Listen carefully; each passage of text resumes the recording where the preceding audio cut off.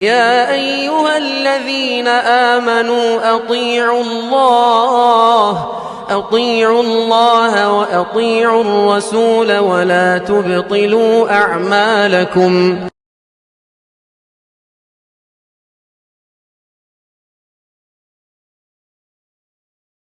وحده لا شريك له وأشهد أن محمدا عبده ورسوله. أما بعد، فإن خير الحديث كتاب الله، وخير الهدي هدي محمد صلى الله عليه وسلم، وشر الأمور محدثاتها، وكل محدثة بدعة، وكل بدعة ضلالة، وكل ضلالة في النار. يا أيها الذين آمنوا اتقوا الله حق تقاته ولا تموتن إلا وأنتم مسلمون. يا أيها الناس اتقوا ربكم الذي خلقكم من نفس واحدة وخلق منها زوجها وبث منهما رجالا كثيرا ونساء، واتقوا الله الذي تساءلون به والأرحام إن الله كان عليكم رقيبا. يا أيها الذين آمنوا اتقوا الله وقولوا قولا سديدا يصلح لكم أعمالكم ويغفر لكم ذنوبكم، ومن يطع الله ورسوله فقد فاز فوزا عظيما. قال الله تعالى في كتابه: أعوذ بالله من الشيطان الرجيم من همزه ونفخه ونفثه: ومنهم من يقول ائذن لي ولا تفتني ألا في الفتنة سقطوا. وقال تعالى: الخبيثات للخبيثين والخبيثون للخبيثات والطيبات للطيبين والطيبون للطيبات. معزز حاضرین، بزرگوں، نوجوان دوستوں اور پردہ-نشین خواتین اسلام، آج کے خطبہ جمعہ میں ایک فتنے سے متعلق ہم آپ کے سامنے گفتگو کریں گے۔ ہمارا موضوع ہے یہ عشق کا جو فتنہ ہوتا ہے اس کے اسباب کیا ہوتے ہیں اور اس کا علاج کیا ہوتا ہے۔ انشاءاللہ وہ آگے ہم آپ کے سامنے بیان کریں گے۔ معزز حاضرین، نبی کریم صلی اللہ علیہ وسلم ایک دن مسجد نبوی کے قریب میں ایک ٹیلے پر کھڑے ہو گئے تھے۔ آپ صلی اللہ علیہ وسلم نے وہاں کھڑے ہو کر کہا تھا: لوگوں، مجھے مدینے کے گھروں کے درمیان میں فتنے گرتے ہوئے نظر آ رہے ہیں۔ سوال یہ ہے، اللہ کی نبی صلی اللہ علیہ وسلم کا زمانہ تاریخ انسانی کا بڑا مبارک زمانہ تھا۔ آپ نے اس زمانے میں اپنے ہوتے ہوئے، اپنے صحابہ کے ہوتے ہوئے کہا کہ مجھے فتنے گرتے ہوئے نظر آتے ہیں۔ ذرا تصور کیجئے، جتنا زمانہ نبوت سے ہم دور ہوں گے، دین سے بھی دور ہوں گے، اور ہم کیا ہوں گے؟ آخرت سے قریب ہوں گے، اور فتنوں کی بارش بھی ایسے ہی ہوگی۔ رسول اکرم صلی اللہ علیہ وسلم نے فتنوں کے بارے میں بڑی عظیم بات کہی۔ آپ نے کہا: تعرض الفتن علی القلوب کالحصیر عودا عودا۔ آپ نے کہا کہ دل، یہ سب سے زیادہ فتنے کا جو اثر ہوتا ہے دل پر ہوتا ہے۔ آپ نے کہا کہ فتنوں کو دلوں پر پیش کیا جاتا ہے، جیسے حصیر کے کاڑی کے ٹکڑے الگ الگ ہوتے ہیں، ویسے فتنے نعوذ باللہ انسانوں کے اوپر گریں گے۔ تو آج ایک فتنہ ہے عشق و معاشقے کا فتنہ۔ ہم سمجھتے ہیں، اللہ رحم کرے، بہت کم لوگ اس سے بچے ہوئے ہیں۔ ہم تو دیکھتے ہیں کہ شادی شدہ لوگ بھی نعوذ باللہ اس میں ملوث ہو جاتے ہیں۔ تو آئیے، جو عشق کا یہ فتنہ ہے، عشق کا کیا معنی ہے اور اس کے بارے میں علماء نے کیا کہا اور اس کا اثر کیا ہوتا ہے، یہ کیوں پیدا ہوتا ہے فتنہ، اور اس کے ازالے کے لیے ہمیں کیا کرنا چاہیے، انشاءاللہ ان عناصر پر ہم آپ کے سامنے گفتگو کرتے ہیں۔ سب سے پہلے میں نے آپ کے سامنے سورہ توبہ کی آیت نمبر 49 پڑھی۔ اللہ تبارک و تعالیٰ نے نبی کریم صلی اللہ علیہ وسلم پر دو قسم کی صورتیں اتاری۔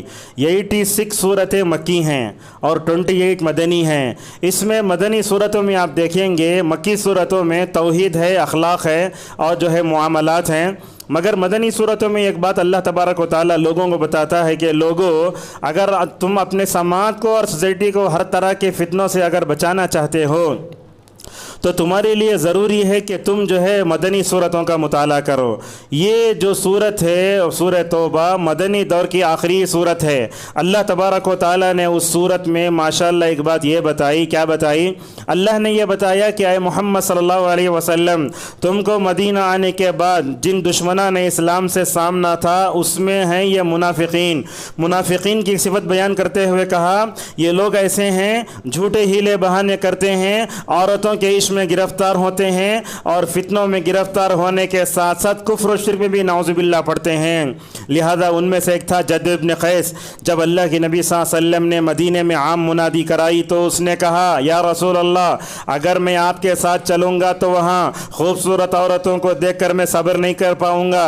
اللہ نے کہا کہ یہاں ایک فتنے سے بچنے کے لیے یہ جا کر اور ایک فتنے میں گرا، چنانچہ اللہ نے کہا وَمِنْهُمْ ان میں سے کچھ منافقین ایسے ہیں جو یہ کہتے ہیں کہ اے اللہ کے نبی آپ مجھے اجازت دیجئے، اللہ نے اور وہ کہتا ہے مجھے فتنے میں مت ڈالو۔ اللہ نے کہا الا فی الفتنۃ سقطوا، ایک فتنے میں جانے سے بڑھ کر اور ایک فتنے میں گر گیا۔ اور یہ سورہ توبہ کو ابن عباس رضی اللہ عنہما نے کہا کہ یہ رسوا کرنے والی صورت ہے۔ منافقین میں نفاق کی گندگی تھی اور بولتے جیسا آدمی جیسا اپنا ذہن رکھتا ہے ویسا سوچتا ہے۔ یہ نفاق کی جو روک تھا انہوں نے نعوذ باللہ رسول اکرم صلی اللہ علیہ وسلم کی بیوی ام المومنین عائشہ رضی اللہ عنہا پر بدکاری کا الزام لگایا۔ اللہ نے سورہ نور میں کہا والذی تولی کبرہ، جس نے سب سے بڑا کردار ادا کیا تھا مدینے کے ماحول کو زہر آلود کرنے کے لیے، اس میں سب سے بڑا کردار عبداللہ ابن ابی کا تھا۔ معزز حاضرین آپ جانتے ہیں انسان کا ذہن جیسے ہوتا ہے جیسے سوچتا ہے ویسے لوگوں کو پسند کرتا ہے۔ اللہ نے اسی لیے کہا الخبیثات للخبیثین والخبیثون للخبیثات، اس کی دو تفسیریں کی گئیں۔ ایک تفسیر یہ ہے کہ اچھی عورتیں اچھے مردوں کے لیے ہوتی ہیں، بری عورتیں بری مردوں کے لیے ہوتی ہیں۔ جیسے آپ دیکھتے ہیں کھلاڑی ہوتا ہے تو وہ کھلاڑی کو پسند کرتا ہے، فلم میں کام کرنے والا فلم میں کام کرنے والی کو پسند کرتا ہے، ایسے ہوتا ہے۔ ملک ہندوستان میں ہم دیکھتے ہیں کتنے ایسے نعوذ باللہ اس ممبر پر کھڑے ہو کر مجھے وہ گفتگو کرنے نہیں ہوتا لیکن حالات ایسے ہیں، کتنے ایسے فلمی دنیا میں مسلمان کام کرنے والے جن کے پاس کافر و مشرک خواتین ہیں اور ان کے نعوذ باللہ بچے بھی ہیں۔ لہذا ایک تفسیر یہ کی گئی، اور ایک تفسیر یہ کی گئی آدمی جب برا ہوتا ہے تو بری باتوں کو پسند کرتا ہے، اچھا ہوتا ہے تو اچھی باتوں کو پسند کرتا ہے۔ آج ہمارا ذوق ایسا ہو گیا، اگر ہمارے سامنے حضرات صحابہ کرام کا اسلاف کا ذکر کروں تو لوگ بیزار ہو جاتے ہیں، وہی کسی کرکٹ کھلاڑی فلم ستارے کے بارے میں گفتگو کرو تو ہمارے کان شوق سے نعوذ باللہ کھڑے ہو جاتے ہیں، ایسے نہیں ہونا چاہیے۔ معزز حاضرین ابن القیم رحمہ اللہ کہتے ہیں منافقین ایسے تھے جو عورتوں کے عشق میں گرفتار ہو جاتے تھے۔ لہٰذا اس نے نبی کریم صلی اللہ علیہ وسلم سے کہا یا رسول اللہ اگر میں جاؤں گا تو روم کی خوبصورت عورتوں کو دیکھ کر میں اپنے آپ پر قابو نہیں پاؤں گا، اسی لیے میں نہیں آ سکتا۔ ابن القیم کہتے ہیں عورتوں کے فتنے سے عشق کے فتنے سے اپنے آپ کو بچایا، نعوذ باللہ جا کر کفر و شرک کے فتنے میں نعوذ باللہ پڑ گیا۔ معزز حاضرین اللہ تبارک و تعالیٰ نے امت مسلمہ کو بلکہ قیامت تک آنے والی ساری انسانیت کو عشق کے فتنے میں گرفتار ہونے سے بچانے کے لیے سورہ یوسف کو اللہ نے نازل فرمایا۔ سورہ یوسف کو دیکھو اللہ تعالیٰ اس سورت کے بارے میں فرماتا ہے نحن نقص علیک احسن القصص، اے اللہ کے نبی ہم آپ پر دنیا اور آخرت میں سب سے بہترین قصہ پڑھ کر سناتے ہیں۔ اتنا بہترین قصہ ہے، مجھے معلوم ہے ایک مرتبہ میں حضرت یوسف علیہ السلام کا قصہ بچوں کو پڑھا رہا تھا، حالانکہ جو بچے ہمارے سامنے تھے وہ ان کی عمریں شاید 10-12 سال کی تھیں، مگر ماشاءاللہ حضرت یوسف کی پاک دامنی باپ بیٹے کا تعلق اتنا عظیم ہوتا ہے۔ جب میں پڑھا رہا ہوں ترجمہ کر رہا ہوں سارے کلاس کے بچوں کی آنکھوں میں آنسو ہیں، کیوں؟ اس لیے کہ وہ دیکھتے ہیں باپ بیٹے کا تعلق کیسے ہے۔ حضرت یوسف کی پاک دامنی ایسے وہ عورتوں کی فتنے سے اپنے آپ کو بچانے کے لیے اللہ کی پناہ بول کر نکل گئے، اپنی شیٹ پھاڑ لی مگر عورتوں کے فتنے میں گرفتار نہیں ہوئے۔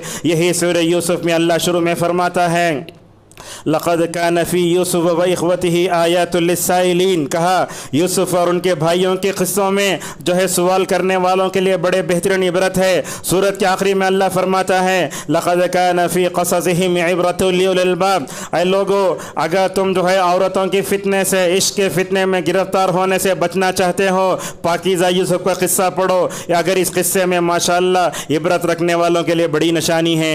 معزز حاضرین اللہ تبارک و تعالی انسانوں کو دنیا میں پیدا کرتا ہے، کسی کو ہینڈسم بناتا ہے، کسی کو گولا بناتا ہے، کسی کو کالا بناتا ہے، لیکن یاد رکھیے یہ خوبصورتی کو لے کر انسان کو کبھی جو ہے ناز و نخروں میں نہیں پڑنا چاہیے۔ اور انسان خوبصورت ہو جائے مگر خوبصورت کے ساتھ خوبصورت ہونا بہت ضروری ہے۔ اسی لیے نبی کریم صلی اللہ علیہ وسلم نے عورتوں کے جو ہے رشتے کرنے میں آپ نے کیا کہا؟ خوبصورتی، یہ حسب و نسب، یہ مالداری ایک طرف، دینداری کو ترجیح دے کر شادی کرو گے تو ماشاءاللہ تم کامیاب ہو جاؤ گے۔ علامہ البانی رحمہ اللہ کہتے ہیں جو لوگ دینداری کو چھوڑ کر خاندان کو، حسب و نسب کو، خوبصورتی کو دیکھ کر شادی کرتے ہیں وہ نبی کی دعا سے محروم ہو جاتے ہیں۔ یوسف علیہ السلام کو دیکھو، خوبصورت بھی تھے، خوبصورت بھی تھے۔ جب نبی کریم صلی اللہ علیہ وسلم معراج میں تیسرے آسمان میں پہنچتے ہیں، اللہ کی نبی کی خوبصورتی کے کیا کہنے؟ براء ابن عازب رضی اللہ عنہ سے پوچھا گیا اللہ کی نبی تلوار کی طرح چمکتے تھے یا 14ویں رات کی طرح چمکتے تھے؟ تو براء ابن عازب نے کہا کہ 14ویں رات کے چاند کی طرح چمکتے تھے۔ جریر بن عبد البجلی رضی اللہ عنہ کہتے ہیں رسول اللہ صلی اللہ علیہ وسلم کے بارے میں پوچھا گیا اللہ کی نبی جو ہے خوبصورت تھے یا 14ویں رات کا چاند خوبصورت تھا؟ جو جریر فرماتے میں دونوں کو دیکھ کر ذرا کنفیوز ہو گیا، آخر میں 14ویں رات کے خوبصورت منظر کو دیکھنے کے بعد جب نبی کریم صلی اللہ علیہ وسلم کے چہرے انور کو دیکھا اس نتیجے پر پہنچا اس سے زیادہ خوبصورت دنیا نے انسان نہیں دیکھا۔ مگر اتنا خوبصورت ہونے کے باوجود بھی دوسروں کی خوبصورتی کا اعتراف کیسے کرتے ہیں؟ دیکھو کہا نبی کریم صلی اللہ علیہ وسلم نے فَإِذَا أَنَا بِيُوسُفَ صلی اللہ علیہ وسلم اذا هو قد اعطی شطر الحسن، آپ نے کہا جب میں یوسف علیہ السلام کے پاس گیا تو دیکھتا ہوں کہ اللہ تبارک و تعالیٰ نے آدھی خوبصورتی یوسف کو دے دی ہے۔ کیا مطلب ہے اس حدیث کا؟ اس حدیث کے مطلب میں علماء نے کئی معنی بتائے۔ آپ صلی اللہ علیہ وسلم حدیث کا مطلب یہ ہے دنیا میں اللہ تبارک و تعالیٰ نے خوبصورتی کے 2 حصے کیے، آدھی خوبصورتی یوسف اور اس کی ماں کو دی اور آدھی خوبصورتی دنیا میں تقسیم فرمائی۔ بعض علماء نے کہا آدم کی آدھی خوبصورتی جو ہے حضرت یوسف علیہ السلام میں تھی۔ ابن حجر رحمہ اللہ کہتے ہیں حضرت یوسف بڑے خوبصورت تھے، جیسے ستاروں کے سامنے 14ویں رات کا چاند ہوتا ہے اسی طریقے سے یوسف علیہ السلام ماشاءاللہ بڑے خوبصورت تھے۔ دیکھو حضرت یوسف علیہ السلام کو دیکھ کر مصر کی عورتیں اپنی انگلیاں کاٹنے پر بھی تیار ہو گئیں، مگر یوسف کا قصے ہمیں بتاتا ہے عورتوں کے فتنے میں، عشق کے فتنے میں کبھی گرفتار نہیں ہونا چاہیے۔ جب دروازہ بند کیا عزیز مصر کی بیوی نے، حضرت یوسف علیہ السلام عین جوانی میں خواہشات کی دہلیز پر قدم رکھے تھے، اس موقع پر آ کر کہا ہائی طلاق میں تیار ہوا یوسف۔ حضرت یوسف علیہ السلام کتنے پاک دامن تھے، قربان جاؤ ان کی پاک دامنی پر۔ قال معاذ اللہ، اللہ کی پناہ میں آ گئے، اور جو بندہ اللہ کی پناہ میں آ جاتا ہے ماشاءاللہ دنیا کی کوئی طاقت اس پر اپنا یہ چلا نہیں سکتی۔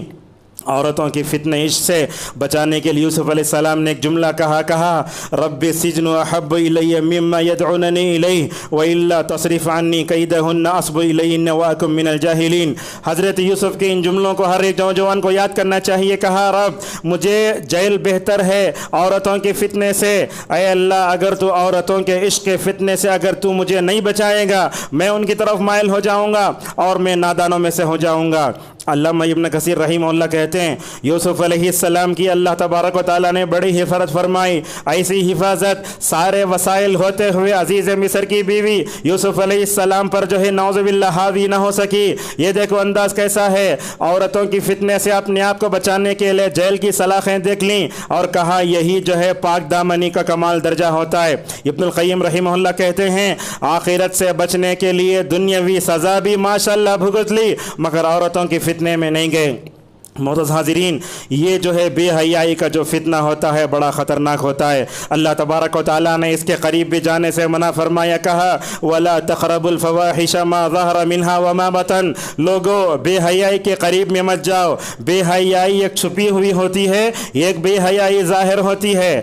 اللہ تبارک و تعالیٰ نے بے حیائی کو حرام قرار دیتے ہوئے سورۃ الانعام میں کہا قُلْ إِنَّمَا حَرَّمَ رَبِّي الْفَوَاحِشَ، آپ کہہ دیجئے محمد صلی اللہ علیہ وسلم اللہ تبارک میرے رب نے جو ہے بے حیائی کو مکمل طور پر حرام کر دیا ہے، اور یہ اللہ تعالیٰ نے بے حیائی کو، عشق کے فتنے کو جو حرام قرار دیا ہے، یہ اصل میں اللہ کی غیرت کا نتیجہ ہے، شرم کا نتیجہ ہے۔ حضرت عبداللہ مسعود رضی اللہ عنہ کہتے ہیں کہ رسول اکرم صلی اللہ علیہ وسلم نے فرمایا لا احد اغیر من اللہ عز وجل من اجل ذلك حرم الفواحش ما ظہر منها وما بطن۔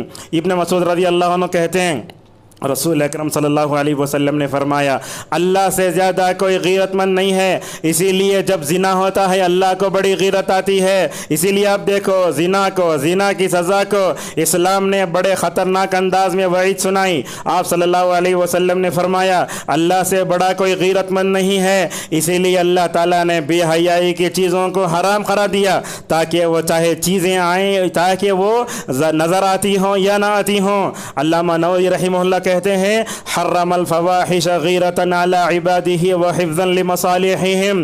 اللہ تعالیٰ نے بے حیائی کو حرام قرار دیا، کیوں؟ اس کی دو وجوہات ہیں۔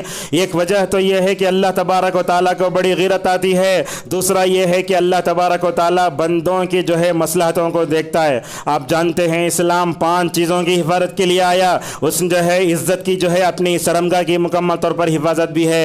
آپ کے سامنے 1 لاکھ صحابہ تھے، آپ صلی اللہ علیہ وسلم نے اس موقع پر لوگوں سے کہا اے لوگو تم مجھے 6 باتوں کی گارنٹی دو، میں تم کو جنت کی ضمانت دوں گا۔ اس میں ایک بات یہ تھی، آپ نے فرمایا اپنے شرمگاہوں کی مکمل طور پر حفاظت کرو۔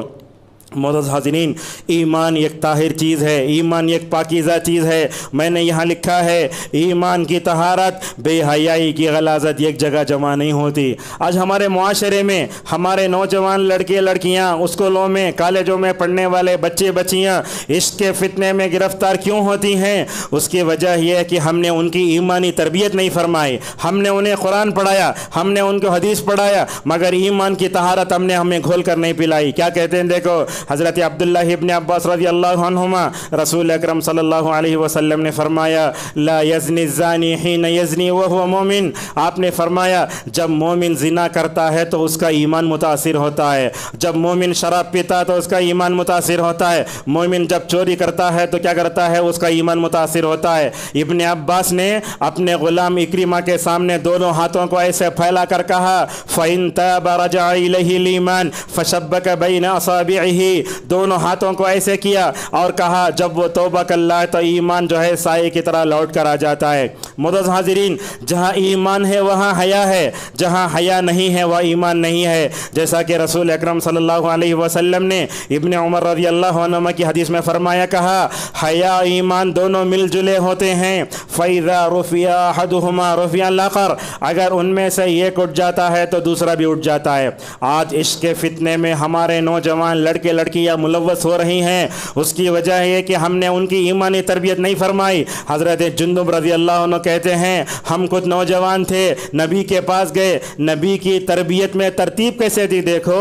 کہتے ہیں جندب رضی اللہ عنہ اللہ کی نبی نے سب سے پہلے ہماری ایمانی تربیت فرمائی، بعد میں قرآن پڑھایا۔ مگر مستدرک حاکم میں ایک روایت آتی ہے، عبداللہ ابن عمر کہتے ہیں لوگوں ایک زمانہ وہ آئے گا لوگ سب سے پہلے قرآن پڑھائیں گے، بعد میں ایمانی تربیت کریں گے۔ اگر ہم اپنے بچوں کی ایمانی تربیت کرتے اور ایمان کی طہارت انہیں گھول کر پلا دیتے، کوئی بھی فتنہ ان کے دل میں نہیں جاتا۔ رحمان کے جو بندے ہوتے ہیں وہ اپنے دامن کو ہمیشہ شرک میں مبتلا ہونے نہیں دیتے، قتل نہیں کرتے۔ اسی لیے اللہ نے کہا والذین لا يدعون مع اللہ الہا آخر ولا يقتلون النفس التي حرم اللہ الا بالحق ولا يزنون۔ اللہ نے کہا مومن رحمان کے بندے وہ ہوتے ہیں جو اپنے دامن کو شرک سے گدلا نہیں کرتے، ناحق قتل نہیں کرتے، اور ان کی ایک سب سے بڑی پاکیزہ صفت یہ ہوتی ہے کہ وہ زنا جیسی نجاست میں نہیں پڑتے۔ معزز حاضرین، بے حیائی پھیلانا یہ بہت بڑا گناہ ہے۔ اللہ تبارک و تعالیٰ نے سورۃ النور کی آیت نمبر 19 میں کیا فرمایا؟ ان الذین یحبون ان تشیع الفاحشۃ فی الذین آمنوا لہم عذاب علیم فی الدنیا والآخرہ۔ جو مومن جو مسلم معاشرے میں، مسلم سماج میں، مسلم سوسائٹی میں بے حیائی کو پھیلاتے ہیں ان کے لیے دنیا اور آخرت میں بڑا خطرناک عذاب ہے۔ یہ آیت سورہ نور کے سیاق میں وہاں آئی جب عائشہ رضی اللہ عنہ کے بارے میں صفوان بن معطل السلمی رضی اللہ عنہ کے بارے میں مدینے میں کہہ دیا گیا نعوذ باللہ ان دونوں نے جو ہے بدکاری کر لی ہے۔ اللہ اکبر۔ کیا ہوا؟ عائشہ پر بدکاری کا الزام لگایا گیا تو اللہ تبارک و تعالیٰ نے عائشہ رضی اللہ عنہ کی طرف سے ماشاءاللہ دفاع کیسے کیا؟ ابن القیم کہتے ہیں بندے کا ایمان جس قدر ہوتا ہے اللہ تعالیٰ اپنے بندے کی طرف ڈیفنس بھی ویسے ہی کرتا ہے۔ کیسے تھا عائشہ کا ایمان؟ اللہ تبارک و تعالیٰ نے حضرت عائشہ کے بارے میں تقریباً 10 سے زیادہ آیتیں اتاری۔ علامہ ابن کثیر کہتے ہیں حضرت عائشہ کی پاک دامنی کے بارے میں قرآن میں جو 10 آیتیں اتری ہیں نا، انشاءاللہ قیامت تک مسلمانوں کے مسجدوں کے محرابوں میں مکمل طور پر اس کی تلاوت کی جاتی رہے گی۔ علامہ سعدی رحمہ اللہ کہتے ہیں بے حیائی کو پھیلانا بڑا گناہ ہے۔ بے حیائی کو پھیلانا کیسے؟ آج کل واٹس ایپ کے گروپ میں، فیس بک کے پیج میں اور انسٹاگرام میں اور اس کے علاوہ شارٹس وغیرہ میں ہم دیکھتے ہیں۔ میں سمجھتا ہوں آنکھ کے زنا سے ہم میں سے کوئی بھی جو ہے مستثنا نہیں۔ اللہ اکبر۔ یہ ہے چیز، عشق، آنکھ کا زنا، پیروں کا زنا، کان کا زنا، دماغ کا زنا، ہم سمجھتے ہیں اس سے بہت کم لوگ محفوظ ہیں اور یہ جانتے ہیں یہ بے حیائی کا اثر دل پر بڑا گہرا ہوتا ہے۔ یہ حدیثیں دیکھو میں آپ کے سامنے پیش کر رہا ہوں۔ حضرت انس بن مالک رضی اللہ عنہ کی طبرانی میں روایت آتی ہے اللہ کی نبی صلی اللہ علیہ وسلم نے فرمایا ان من اشراط الساعۃ الفحش والتفحش۔ آپ نے کہا قیامت کی علامتوں میں یہ ہے کہ فحش اور عریانیت پھیل جائے گی۔ علامہ صنعانی رحمہ اللہ کہتے ہیں نبی کریم صلی اللہ علیہ وسلم نے الفحش کے بعد والتفحش جو کہا اس کا مطلب یہ ہوا بے حیائی کا کام کرنے والے پھیل جائیں گے اور بے حیائی سے اپنے آپ کو بچانے والے دنیا میں بہت کم رہیں گے۔ اور یہ بات بھی آپ سمجھ لو انسان بے حیائی میں جب پڑتا ہے تو وہ جانوروں سے بھی زیادہ بدتر ہو جاتا ہے۔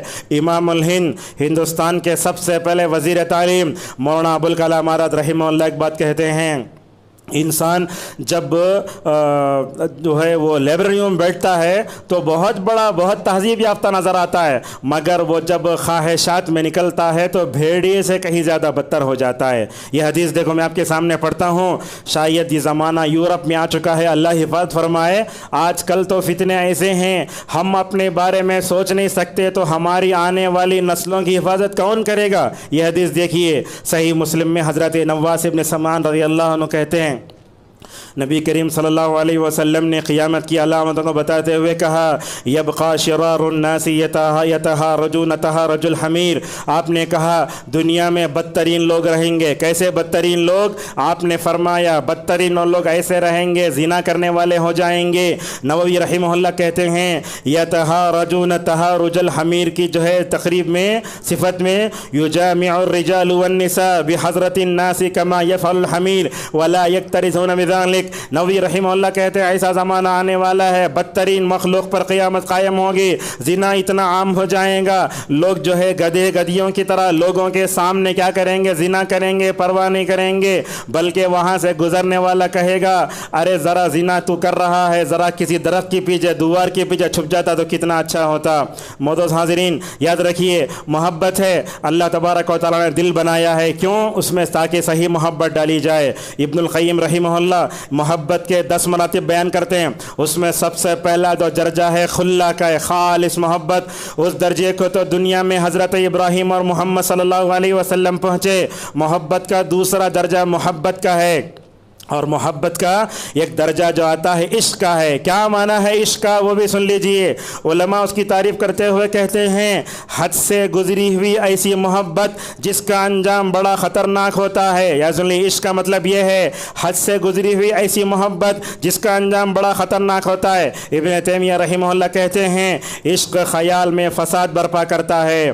یہ سنیے ابن القیم رحمہ اللہ اپنی ایک کتاب روضۃ المحبین میں جہاں محبت کا تذکرہ کرتے ہوئے 50 الفاظ ذکر کرتے ہیں، 50 الفاظ ذکر کرنے کے بعد کہا وَأَمَّا الْعِشْقُ فَهُوَ أَمَرُّ هَذِهِ الْأَسْمَاءِ وَأَخْبَثِهَا۔ عشق کا لفظ اتنا کڑوا ہے، اتنا خبیث ہے، میں دیکھتا ہوں کہ یہ لفظ نہ قرآن میں آیا، پورے قرآن میں دیکھ لو 114 سورتوں میں عشق کا لفظ کہیں بھی نہیں آیا۔ عشق کا لفظ اتنا خطرناک ہے اللہ کے نبی صلی اللہ علیہ وسلم نے اپنی مبارک زبان سے اس کو جو ہے مکمل طور پر استعمال بھی نہیں کیا۔ ایک حدیث حدیث آئی لیکن وہ حدیث بھی ضعیف ہے. اور اب دیکھو ماشاءاللہ عرب تھے بڑے حیا رکھنے والے, وہ اپنے اشعار میں کبھی اس کا لفظ استعمال نہیں کرتے. ابن القیم رحمہ اللہ کہتے ہیں بعد کے ادوار میں یہ چیز مکمل طور پر عام ہو گئی. علامہ بن باز کے مایانہ شاگرد محمد بن ابراہیم الحمد رحمہ اللہ کہتے ہیں اس کی 4 شکلیں ہوتی ہیں. کچھ مرد ایسے ہوتے ہیں جو عورتوں سے عشق کرتے ہیں, یہی زیادہ عام ہے. بعض عورتیں ایسی ہوتی ہیں جو کسی مردوں کے عشق میں مبتلا ہو جاتی ہیں. آج کل تو نعوذ باللہ حال ایسے ہے, شادی ہونے کے بعد, بچے ہونے کے بعد, حلال طریقے سے پوری ضرورت پوری ہونے کے بعد بھی کہیں نہ کہیں کوئی مرد عورت نعوذ باللہ کسی اجنبی عورت کے عشق میں گرفتار ہو کر اپنی زندگی جہنم بنا رہی ہے. اور کہا تیسرا ایسے ہوتا ہے کہ مردوں کے عشق میں مبتلا ہوتا ہے. یہ حضرت لوط علیہ السلام کی قوم تھی. اللہ تبارک و تعالیٰ نے اس قوم کو کیسے اٹھایا, فجعلنا عالیہا سافلہا, پوری قوم کو جبرائیل اوپر لے گئے, الٹ دیا. ابن القیم کہتے ہیں ان کے الٹے جانے کی وجہ یہ ہے انہوں نے اپنی فطرت کو الٹا تھا, اللہ تبارک و تعالیٰ نے ان کو الٹ کے رکھ دیا. اور اسی طریقے سے اور ایک بات بھی ہے, بعض جگہ ہم دیکھتے ہیں کہ عورتوں سے عشق کا فتنہ لڑاتی ہیں. بلکہ آج دنیا میں ایسے ممالک بھی ہیں جہاں قانونی طور پر یہ بل پاس کیا گیا, مرد کی شادی مرد سے, عورت کی شادی عورت سے, اور نعوذ باللہ یہ ہو رہا ہے. معزز حاضرین, بالآخر یہ عشق کا فتنہ کیوں پھیلتا ہے اس کے اسباب بھی علماء نے بیان فرمائے. سب سے پہلے جس آدمی کے پاس عقل سلیم نہیں ہوتی وہی آدمی عشق کے فتنے میں مبتلا ہوتا ہے.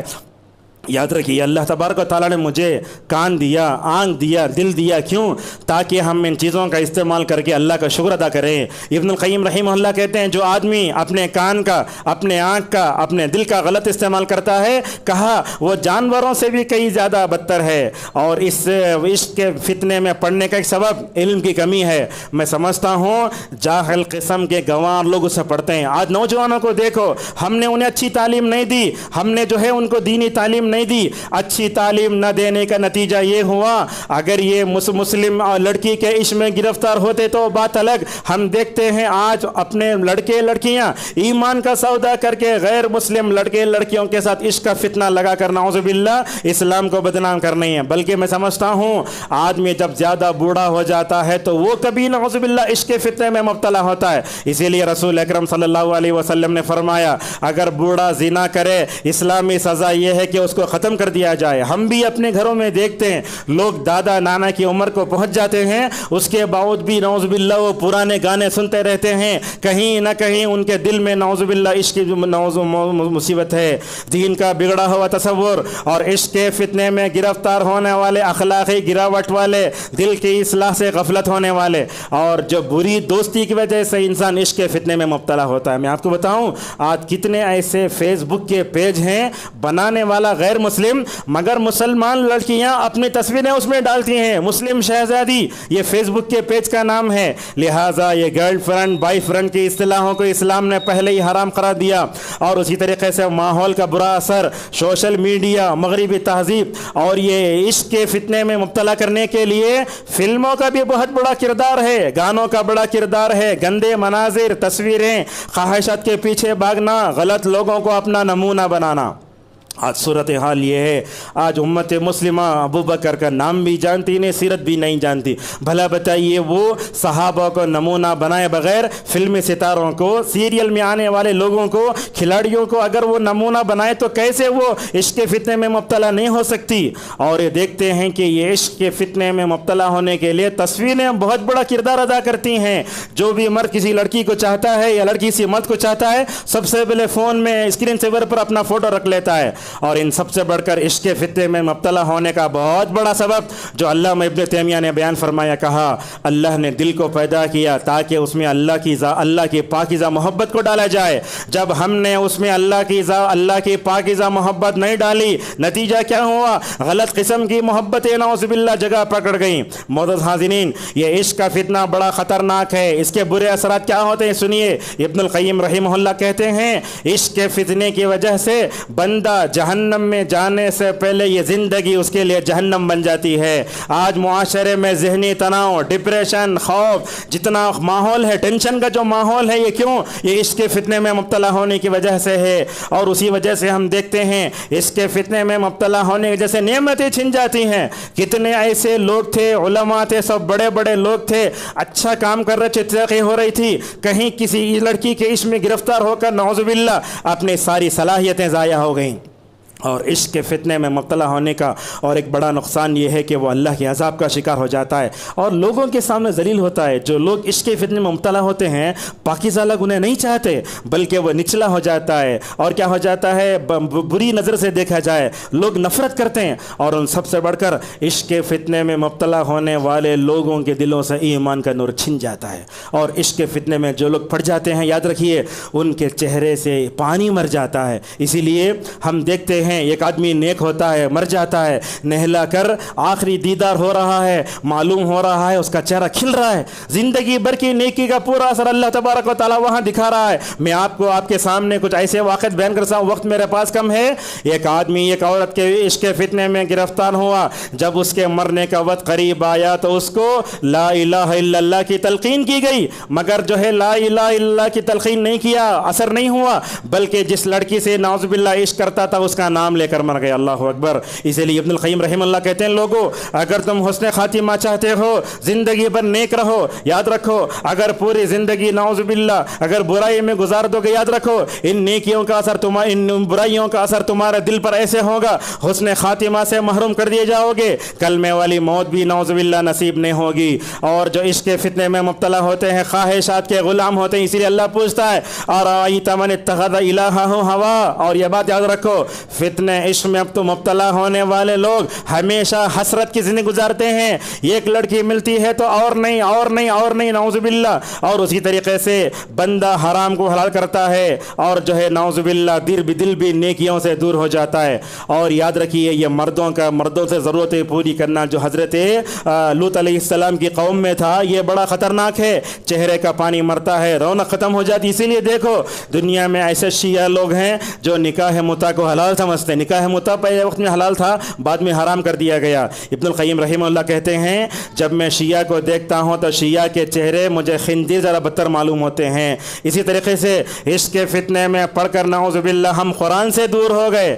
آج دیکھو ہمارے نوجوان لڑکے لڑکیوں کے پاس عشق کے فتنے میں مبتلا ہو کر میسیج کرنا انہیں معلوم، گھنٹے گفتگو کرنا معلوم، لیکن انہیں قرآن پڑھنا نہیں معلوم۔ اسی طریقے سے انسان نعوذ باللہ خبیث بن جاتا ہے، غیروں کی مشابہت بھی مکمل طور پر آتی ہے، فطرت میں تبدیلی آتی ہے، اور عشق کے فتنے میں پڑھ کر نعوذ باللہ حیا کا خاتمہ ہوتا ہے۔ اور عشق کے فتنے میں پڑھ کر انسان کے دل پر اتنا برا اثر ہوتا ہے، جب بھی وہ زبان کھولتا ہے اللہ کا ذکر کرنے کے بجائے، نبی کریم صلی اللہ علیہ وسلم پر درود بھیجنے کے بجائے، اس کی زبان بھی نعوذ باللہ ذکر سے روک لی جاتی ہے۔ اور یاد رکھیے یہ عشق کا فتنہ اتنا خطرناک ہے، جب انسان اس کے برے انجام سے ناواقف ہوتا ہے، تب چل کر اس میں پڑ جاتا ہے۔ اور عشق کے فتنے میں مبتلا ہونے کا اور ایک بڑا سبب فرصت۔ ہمارے نوجوان لڑکے لڑکیوں کو کیا بھی کام نہیں، ڈگری پڑھ لیا ہے، اس کے بعد کیا کر رہا ہے، ویکنسی نہیں ہے، یہ ویکنسی ملنے تک کیا کرتا ہے، اس کے فتنے میں اپنا نعوذ باللہ وقت گزارتا ہے۔ صحیح فرمایا رسول اللہ صلی اللہ علیہ وسلم نے، لوگوں یہ فرصت اور صحت، یہ دو نعمتیں ایسی ہیں جن کو اکثر لوگ پا کر نعوذ باللہ دھوکے میں رہتے ہیں۔ ابن الجوزی رحمہ اللہ کہتے ہیں، جو اپنے وقت کا صحیح استعمال کرتا ہے وہ قابل رشک انسان ہے، جو اپنے وقت کو تباہ و برباد کرتا ہے شریعت کی نظر میں وہ آدمی صحیح نہیں ہے۔ اور عشق کے فتنے میں مبتلا ہونے کے لیے غلط قسم کی کتابیں بھی ہمارے نوجوانوں کا بگڑ رہی ہیں۔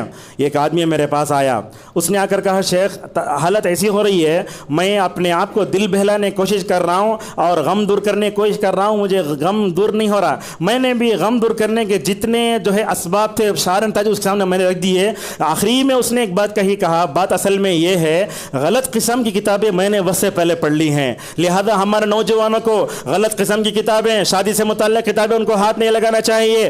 بندہ جب عشق کے فتنے میں گرفتار ہوتا ہے، اللہ تعالیٰ نے شادی میں جو وعدہ کیا نا، سکون ملے گا، محبت ملے گی، رحمت ملے گا، اس سے محروم ہو جائے گا۔ اور ناول یہ ہمارے عشق کے فتنے میں مبتلا کرنے کے لیے لوگوں کو بڑا خطرناک ہے۔ یہ ناول چاہے انگریزی میں ہے، اردو میں، کوئی زبان میں ہو، لوگ اس کو پڑھتے ہیں، نعوذ باللہ غارت ہو جائے۔ اندھی تقلید اور جو ہے آنکھوں کا آزادانہ استعمال، یہ سب سے بڑا ہے۔ اللہ تبارک و تعالیٰ نے سورہ نور میں یہ بات بتائی، اگر تم اپنی شرم گاہوں کی حفاظت کرنا چاہتے ہو تو اپنی آنکھوں کی حفاظت کراؤ۔ آج حال یہ ہے، یوٹیوب کھول کر جب ہم مکے مدینے کا لائیو دیکھنا چاہتے ہیں، وہاں بھی عورتوں کے عشق کا فتنہ آتا ہے۔ جب انسان اسے کلک کرتا ہے تو فوراً وہ ہدایت کے بجائے ضلالت میں جا کے پڑ جاتا ہے۔ لہٰذا عشق کے فتنے سے اپنے آپ کو بچانے کے لیے بندے کو توبہ کرنا چاہیے۔ دوسری چیز یہ ہے کہ بندے کو اخلاص سے عمل بھی کرنا چاہیے۔ ماشاءاللہ عمل میں اللہ نے وہ طاقت رکھی ہے، بندے کو برائی سے روکتی ہے۔ دیکھو حضرت یوسف علیہ السلام کو اللہ تبارک و تعالیٰ نے برائی سے بچایا،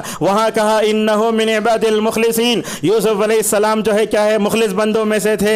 اسی طریقے سے آنکھ کا صحیح استعمال کرو، اور عشق کے فتنے میں اپنے آپ کو بچانے کے لیے شادی میں جلدی کرنا چاہیے۔ ہمارے پاس مردوں کی عمریں 28-30 ہو جاتی ہیں، لڑکی کی عمریں 35 ہو جاتی ہیں، شادی نہیں کرتے۔ یاد رکھو اللہ نے میرے اور آپ کے اندر ضرور جو ہے وہ شہوت رکھی ہے، اس کا صحیح استعمال کرو تو جنت میں جاؤ گے، اگر اس کا غلط استعمال کرو گے تو نعوذ باللہ جہنم کے مستحق ہو جاؤ گے۔ اور ان سب سے بڑھ کر عشق کے فتنے سے اپنے آپ کو بچانے کے لیے ہمارے اندر اللہ کا خوف ہونا چاہیے۔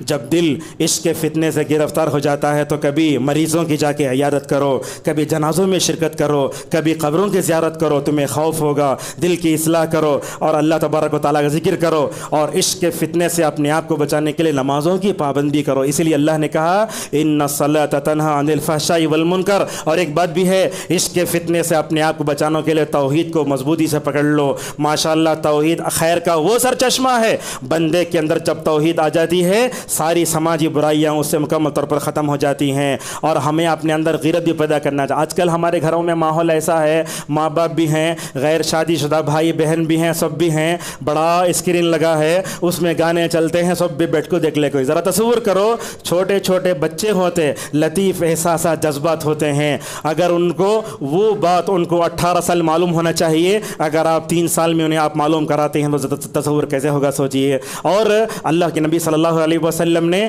ہمارے گھروں کے ماحول کو پاکیزہ رکھنے کے لیے بڑے ایک پاکیزہ بات بتائی۔ وہ بات کیا ہے جانتے ہیں؟ وہ بات آپ نے کہا اگر تمہارے بچے لڑکے 7 سال کے ہو جائیں تو نماز کو حکم دو، اگر وہ 10 سال کے ہو جائیں تو مارو۔ اس کے بعد آپ نے فرمایا وَفَرَّقُوا بَيْنَهُمْ فِي الْمَضَاجِعِ، اگر تمہارا بیٹا 10 سال کے ہو جاتا ہے تو بستر میں الگ کرو۔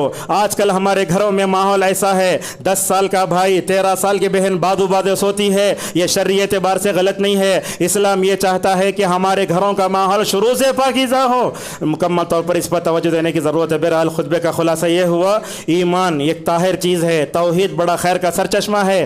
ہم موجودہ معاشرے کو عشق کے فتنے سے اگر اپنے آپ کو بچانا چاہتے ہیں، مکمل طور پر ہمیں ان تمام باتوں پر توجہ دینا ہوگا جیسے میں نے آپ کے سامنے بیان کیا۔ اور عشق کا فتنہ ایسا ہے، بوڑھا بھی، بچہ بھی، عورت بھی، شادی سے پہلے بھی، شادی کے بعد بھی انسان اس میں نعوذ باللہ مکمل طور پر گر سکتا ہے۔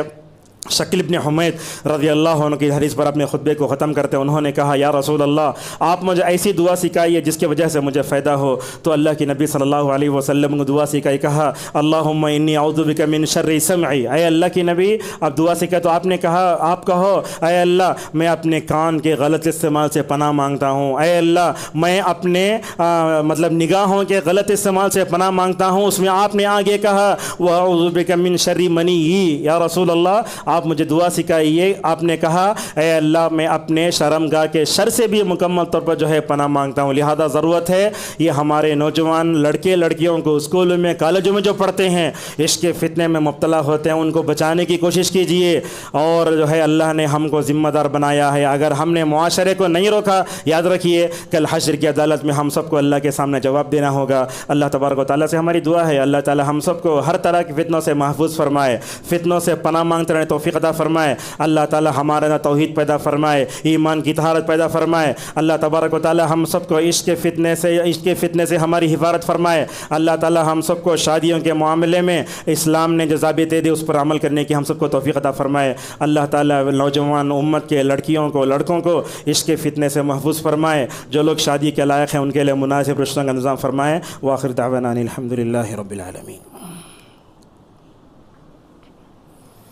الحمد لله على إحسانه والشكر له على توفيقه وامتنانه، وأشهد أن لا إله إلا الله وحده لا شريك له تعظيما لشانه، وأشهد أن محمدا عبده الداعي إلى رضوانه صلى الله عليه وعلى آله وصحبه وسلم تسليما كثيرا. أعوذ بالله من الشيطان الرجيم. إن الله وملائكته يصلون على النبي يا أيها الذين آمنوا صلوا عليه وسلموا تسليما. اللهم صل على محمد وعلى محمد كما صليت على إبراهيم وعلى إبراهيم إنك حميد مجيد. اللهم بارك على محمد وعلى محمد كما باركت على إبراهيم وعلى إبراهيم إنك حميد مجيد.